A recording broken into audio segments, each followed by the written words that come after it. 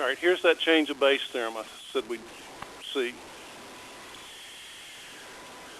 We've seen several examples where we had all kinds of different bases, 1/2, 2, 10, all kinds of different bases, 7.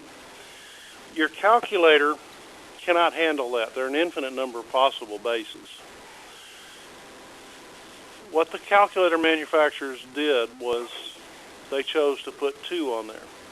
And in fact, this happened because mathematically that's what was set up, is that a lot of mathematics, a lot of formulas that evolved in finance and engineering and science is based on either base 10 or base E.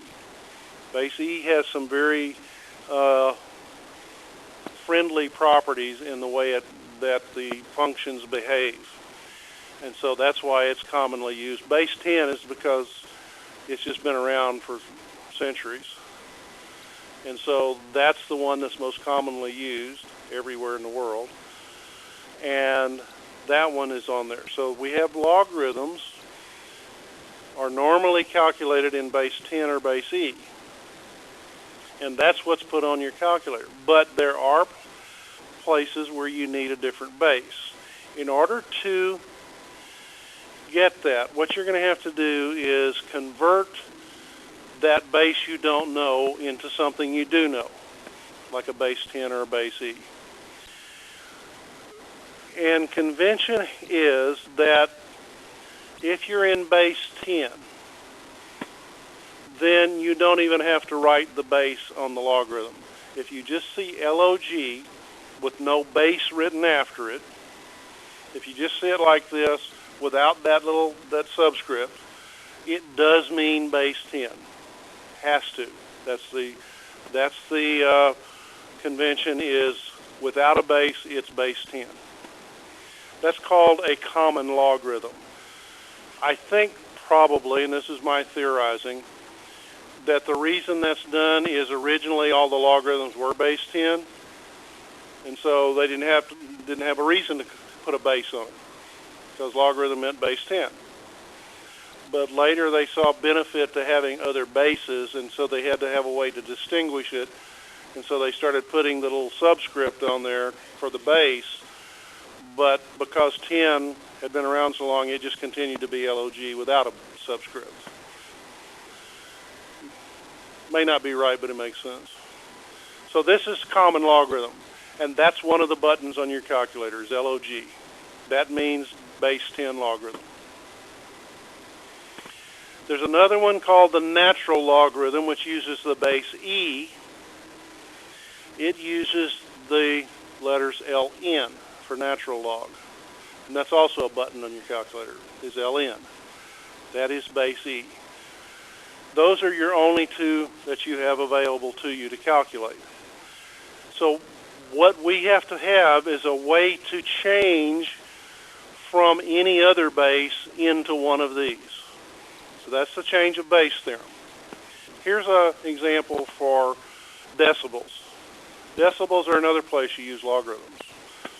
You've heard of decibel ratings for sound, right? If you get too loud, it could damage your hearing. And very small, if you've ever had a hearing test, you get dB losses and so forth. dBs are also used in speaker design for stereo systems and things. But what it is the sound is measured as an intensity, I, and it's based on a reference intensity that's an extremely small number. Theoretically, it's the faintest sound the human ear can hear. Mine wouldn't hear it because I have hearing loss, but theoretically, if you had the ideal human, that person could hear this faintest sound, but nothing below that. So that's the concept of what this base number is, this base intensity called I sub 0. It's that reference value that doesn't change. Now, it doesn't matter what that is because you never use it in your calculations. What you're going to do is, decibel rating is defined to be 10 times the logarithm of whatever intensity you have over this base number. And so you're always going to be referring to your value as some product of I sub 0. So if you plug a number in for I, it will always include I sub 0 as a factor, so they'll just divide out. So the decibel rating is based on 10 times the logarithm of that ratio of whatever sound you have to that reference sound. And since that's the smallest that you can get, if you actually had that sound intensity, then you'd be taking the logarithm of 1. And what's the logarithm of 1? 0. So you'd have a decibel rating of 0. But let's suppose we have something that's 10 million times that reference level. That's a huge difference, right? 10 million times. The way you would work the equation, notice it has the I sub 0 in what we're going to calculate. We plug that number into our formula, but now our I sub 0s cancel out. And we're just left with the logarithm of 10 million. 10 times the logarithm of 10 million. The logarithm of 10 million, this is a base 10, and 10 million is 10 to the 7th. You know, scientific notation, that's 10 to the 7th. There's 7 zeros. So base 10, 10 raised to a power, that means the logarithm is 7. What number do I need to raise 10 to get 10 to the 7th? I need to raise it to the 7th power. So the logarithm is going to be equal to 7. 10 times 7 is 70. So 10 million times that reference sound is a decibel rating of 70. 70 is loud but not uncomfortable. In here, we're probably in the 40s somewhere. There actually are apps you can get on cell phones that would measure your sound level. They're not extremely accurate, but they'll get you close. This is an example of a logarithmic equation. This one's an easy one because all you do is plug the number in and use your calculator to calculate a logarithm. In this case, you don't even have to use a calculator because it's a power of 10 already.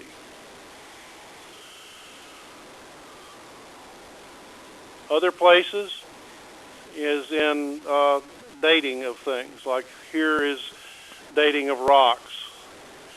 And notice that this formula uses that natural logarithm. It doesn't use the base 10, it uses that base E logarithm.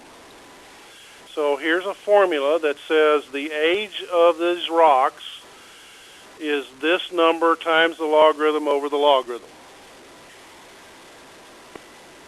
And it's based on radioactive argon and potassium. They're radioactive, they decay, and so they disappear over time, but they very slowly disappear.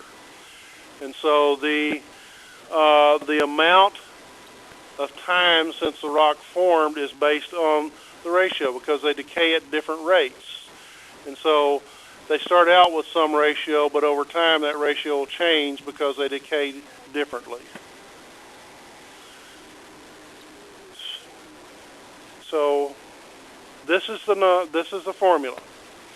Question: how old is the rock if the ratios, if the amount of argon and the amount of potassium are the same? We don't have to know what those numbers are. We just have to know they're equal, because if I plug this in here, then I'm going to get the number 1. If A and K are equal, then this number is just equal to 1, and I can do this calculation then. So A over K, if A equals K, then this is going to be 1. This is going to go down to this. And so you need to learn how to do your natural log calculations on your calculator. So bring your numbers in, do your multiplications, and you get 4.06 times 10 to the 9th. What that means is 10 to the 9th is billions. 10 to the 6th is millions. 10 to the 9th is billions. The rock is a little over 4 billion years old. That's an example of a logarithmic application.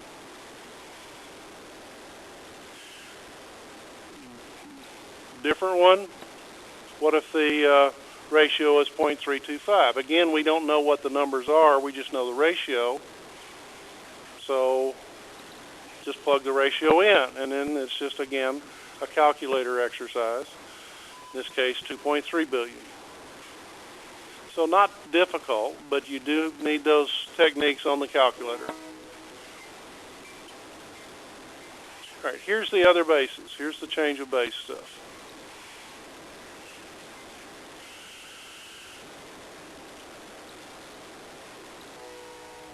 Let's say we have two bases, base A and base B, and we want the number, the logarithm of x in one of those bases. If we want the logarithm of x in base A, but we can't calculate base A because our calculator doesn't have that base on it. We can find out that number, though, by calculating the logarithm in base B and dividing that by the logarithm of this base in that base B.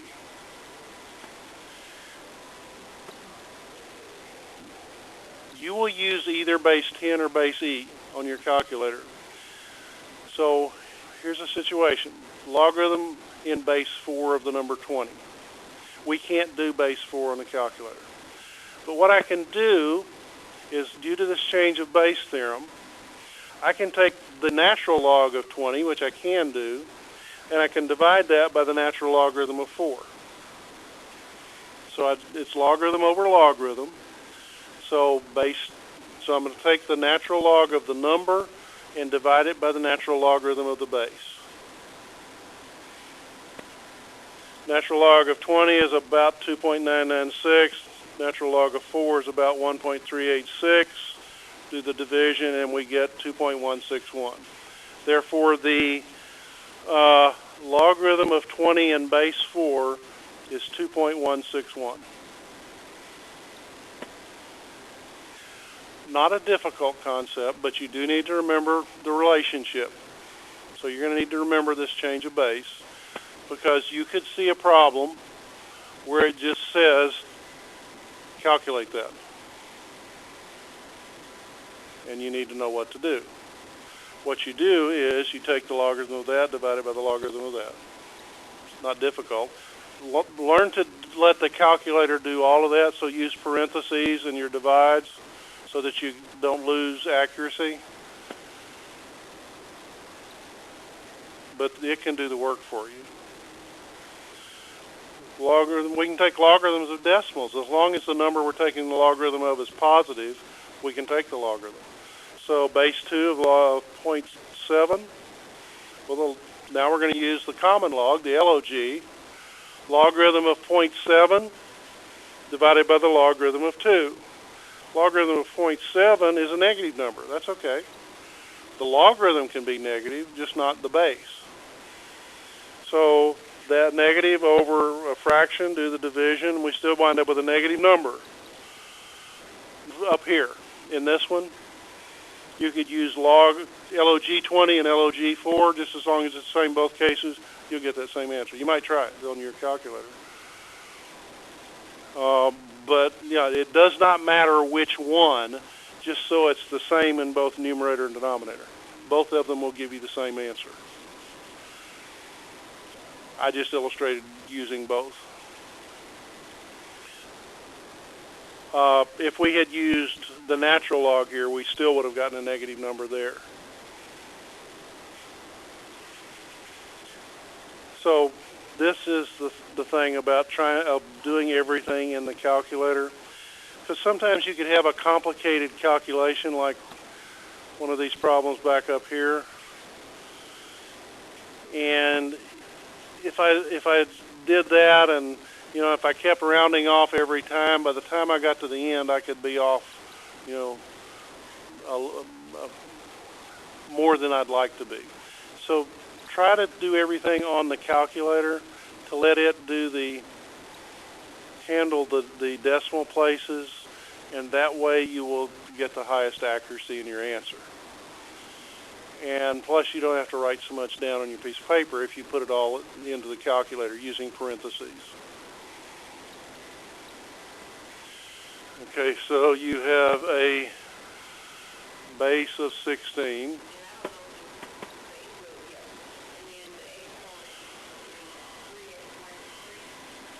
Three x minus 3.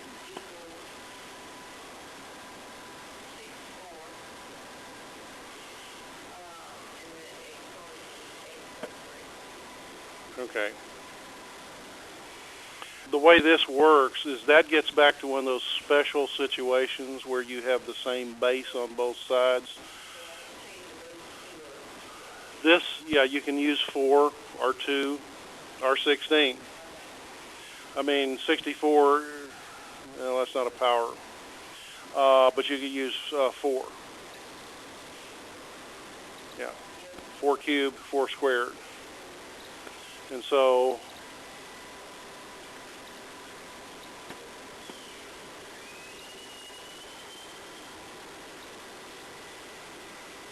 right? And then by the power rule,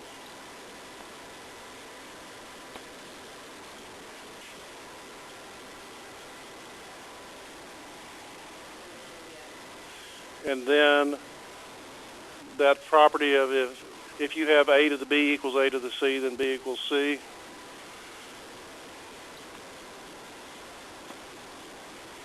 Those exponents have to be equal to each other.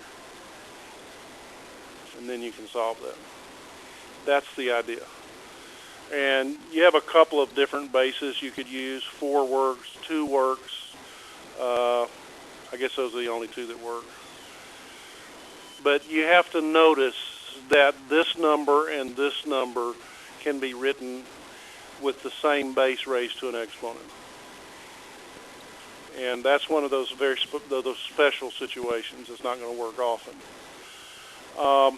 We haven't looked at it today. We'll look at it tomorrow. But you could work this type of problem by taking logarithms of both sides.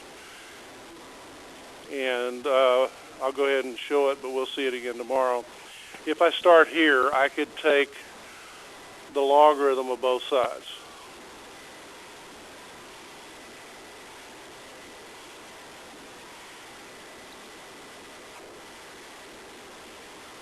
Even though we haven't talked about this, this is true. And using the properties of logarithms, that means I can do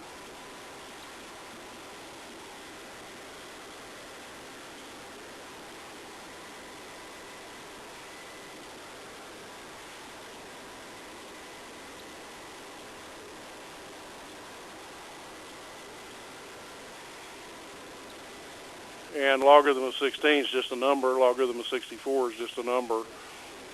So then you work just put those numbers in and then solve the equation. That's the way you can do it. And that works for any problem, whether the bases are the same or not. So this one you can work because the bases are the same. This way that we'll see, I think tomorrow, will work for anything. And that's one of the techniques that is necessary in solving some of these, is to be able to take logarithms of both sides. It's another property of equations is that do the same thing to both sides and it's still true. Taking logarithms is one of those.